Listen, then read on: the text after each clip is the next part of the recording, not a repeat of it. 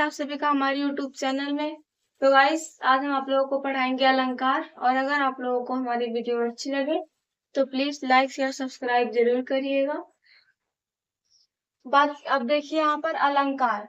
तो जो आपका अलंकार है वो आपका दो शब्दों से मिलकर बना है, एक अलम और कार। जो आपका अलम है उसका मतलब आपका वो होता है भूषण, और कार उसका अर्थ आपका होता है सजावट। और इससे आपकी डिफिनेशन क्या निकलती है, देखिए, काव्य की शोभा बढ़ाने वाले तत्व को अलंकार कहते हैं। बात समझ में आए? जैसे देखिए आप लोगों को एक एग्जांपल देते हैं जिससे आप लोगों को ज्यादा अच्छे समझ में आएगा। जैसे कोई स्त्री है, वो आभूषण से सुसज्जित है, वो अच्छी लगती है ना। उसी प्रकार से जो अलंकार है ना काव्य में, उसी प्रकार जो जैसे आभूषण है वो स्त्री पे जो कार्य करता है, वही काम जो है अलंकार काव्य में करता है। अलंकार की वजह से मतलब काव्य में शोभा उत्पन्न होती है। और देखिए जैसे, और अलंकार के प्रकार की बात करें तो ये आपके तीन प्रकार के होते हैं। एक होता है शब्द अलंकार, दूसरा अर्थालंकार, और तीसरा उभय अलंकार होता है। शब्दालंकार की बात करें तो जहां पर शब्दों के माध्यम से चमत्कार उत्पन्न होता है वहां पर आपका शब्दालंकार होता है। जैसे और इसके भी कुछ प्रकार हैं, देखते हैं।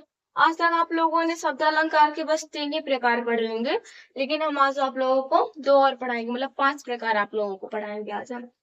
पहला होता है अनुप्रास अलंकार, दूसरा यमक अलंकार, तीसरा श्लेष अलंकार, और चौथा वक्रोक्ति अलंकार, और पांचवा विपक्षा अलंकार। ये आपके शब्द अलंकार के प्रकार हैं। और अब बात करते हैं अर्थालंकार की। तो जहां पर अर्थों के माध्यम से चमत्कार उत्पन्न हो वहां पर आपका अर्थालंकार होता है। अर्थालंकार के भी आपके कुछ प्रकार हैं, जैसे उपमा अलंकार, रूपक अलंकार, उत्प्रेक्षा अलंकार। ये आपके अर्थालंकार के प्रकार हैं। और उभय अलंकार की बात करें तो जहां पर शब्द अर्थ दोनों के माध्यम से चमत्कार उत्पन्न हो वहां पर आपका उभय अलंकार होता है। और अगर हम बात करते हैं अनुप्रास अलंकार की, तो अनुप्रास अलंकार जिसमें एक ही वर्ड की आवृत्ति बार बार हो वहां पर अनुप्रास अलंकार होता है। कहने का मतलब जिसमें एक ही वर्ड की आवृत्ति आपकी मतलब 2 या 2 से अधिक बार हो वहां पर आपका अनुप्रास अलंकार होता है। जैसे देखिए, चारु चंद्र की चंचल किरणें खेल रही थी जलथन में।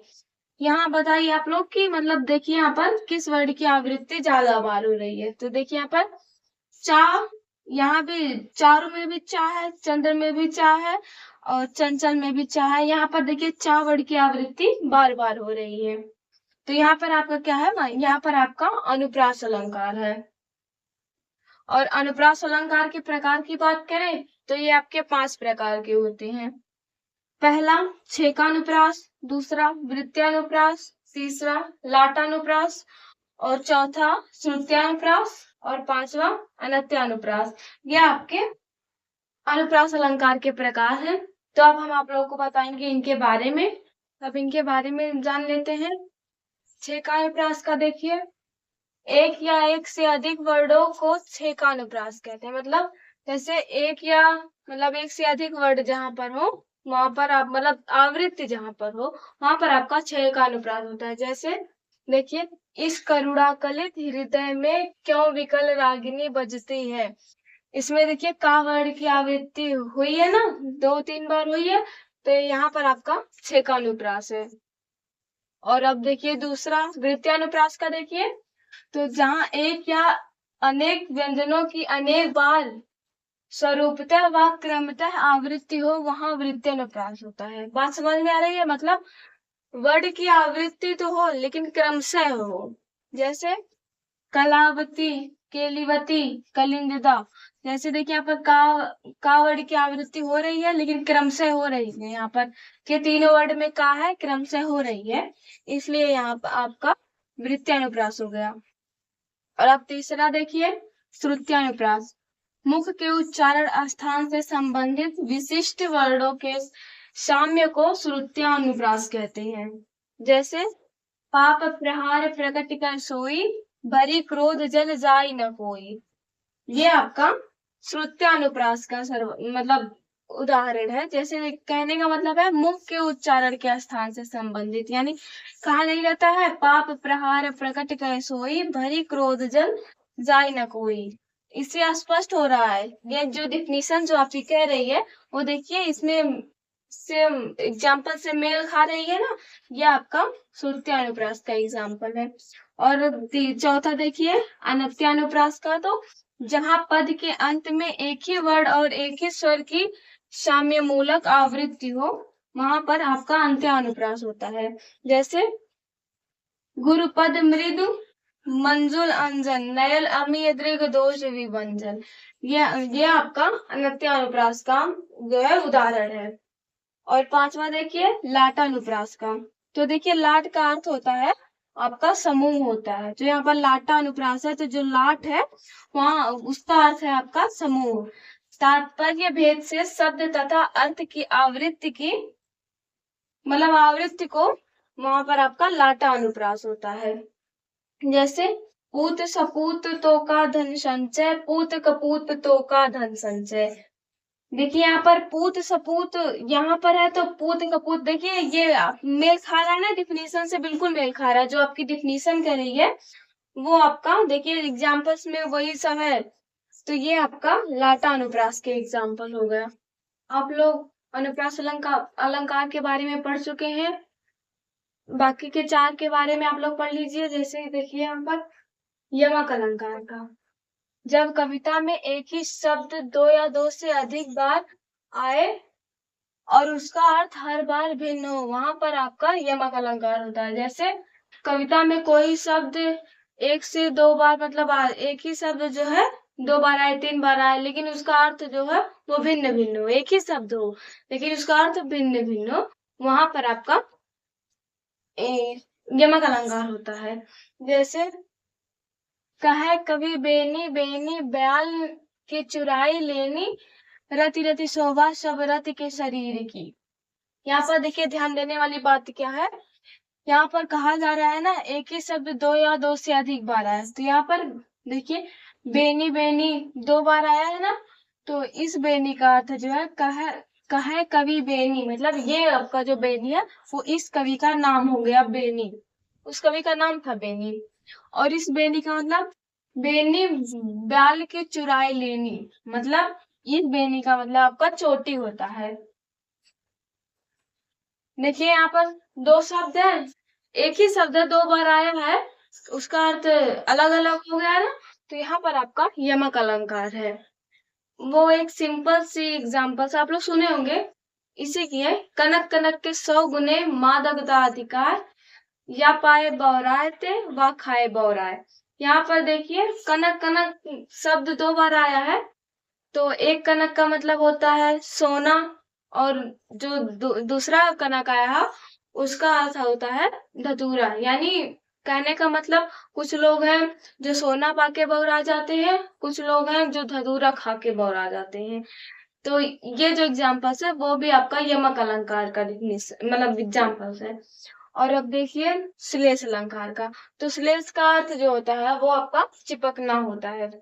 डेफिनेशन देखिए, जहां एक ही शब्द की आवृत्ति एक बार हो लेकिन उसके दो या दो से अधिक मतलब अर्थ हो, वहां पर आपका श्लेष अलंकार होता है। यहाँ पर एक ही शब्द दो या दो से अधिक बार आए लेकिन उसका अर्थ जो है वो भी अलग अलग ही हो। यमक में था कि एक ही शब्द दो या दो से अधिक बार आए उसका अर्थ अलग रहेगा, तो इसमें देखिए जब एक शब्द की आवृत्ति एक बार हो लेकिन उसके अर्थ में मतलब उसका अर्थ अलग अलग हो, बात एक ही लग रही है। लेकिन यहाँ पर देखिए रहीमन पानी राखिए बिन पानी सब सून, पानी गए ना उबरे मोती मानुष सून। यहाँ पर देखिए रहीमन पानी राखिए, इस पानी का अर्थ हो गया इज्जत। रहीमन पानी राखी बिन पानी सब सून, इस पानी का मतलब पानी होता है यानी पीने वाला पानी, बिन पानी सब सून।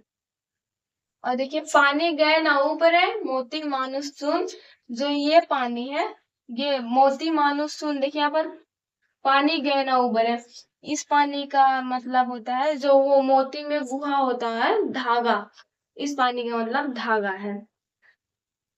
तो देखिए ये आपका श्लेष अलंकार के एग्जाम्पल्स हो गए।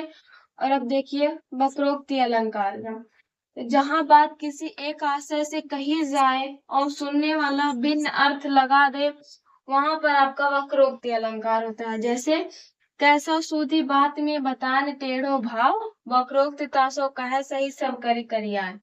जैसे देखिए कैसा सूधी बात मतलब कैसी बात कहे जाए, उसका टेढ़ा भाव दिया जाए। नहीं, देखिए यहाँ पर मतलब अलग अर्थ लगा दे। कोई बात सीधी कहा जाए तो उसका मतलब दूसरा अर्थ लगा दिया जाए, तो उसका भाव जो हो वो जैसे टेढ़ा लगा दिया जाए, वहां पर आपका वक्रोक्ति अलंकार होता है।